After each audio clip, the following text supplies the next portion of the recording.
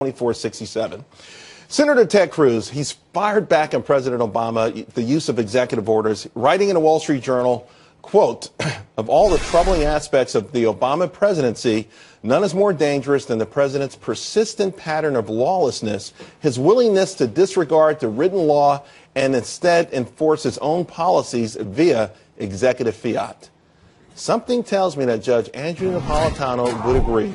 Just so happens the judge wrote a piece himself in the Washington Times and on FoxNews.com, and it's titled "The Sorry State of the Union." And we've got the judge with us now.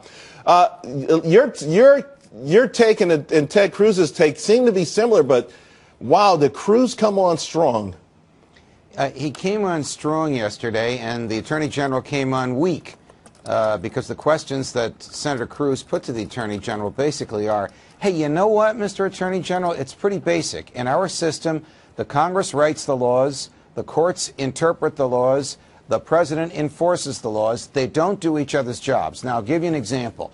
The President of the United States of America last December, when Obamacare was failing and the rollout was a disaster and people were losing their health insurance coverage, basically said to insurers, you know what? Keep the old policies in play for another year. That's asking them to break the law, because those old policies, as bad as this law is, are unlawful as of January 1st. Yet when Ted Cruz offered legislation that would have delayed the onset of the new policies and allowed the old ones to stay on legally for a year, the president said he'd veto it. This is reprehensible that he claims for himself, Charles, the power to change the law, but would veto an effort to make the change lawful. Right, but here's the thing. A persistent pattern of lawlessness, what role does Congress play in this? I mean, are they enabling the president? Outside of Ted Cruz, it's like you can hear crickets. Where's the dissent? Where's the outrage? Where is it? Congress is becoming like a potted plant. Senator Mike Lee, shortly before the interrogation of Eric Holder that you just read, had a similar Q&A with him. Senator Rand Paul is in the same camp. Senator Marco Rubio, Ron Johnson, they're there as well.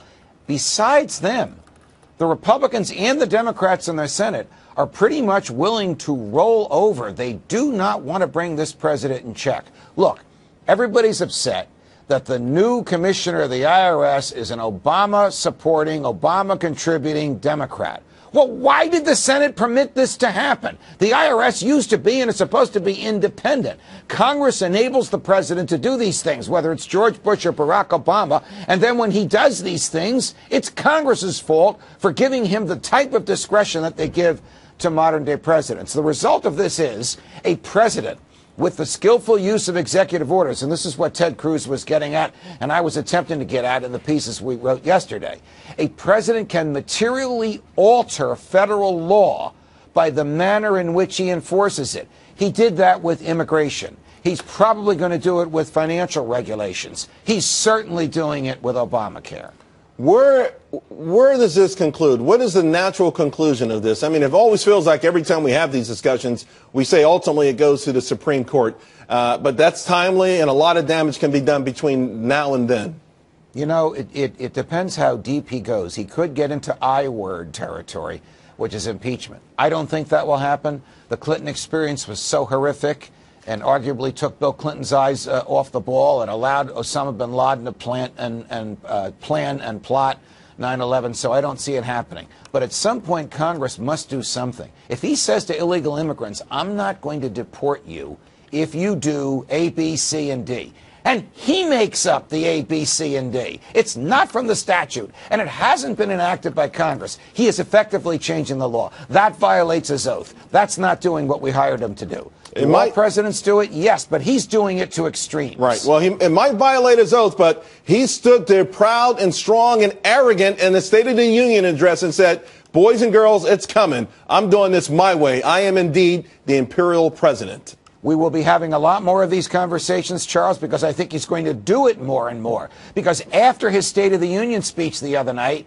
at least a half dozen Democrats in the Senate who are up for re-election all told Fox and other cable networks, I didn't want to hear that. Yeah. I don't want him in my state. He's not going to raise funds for or campaign for me, period. Yeah. Judge, thanks a lot. Hope you have a great time down in D.C. We'll see you back here real soon. Pleasure, guys. All the best.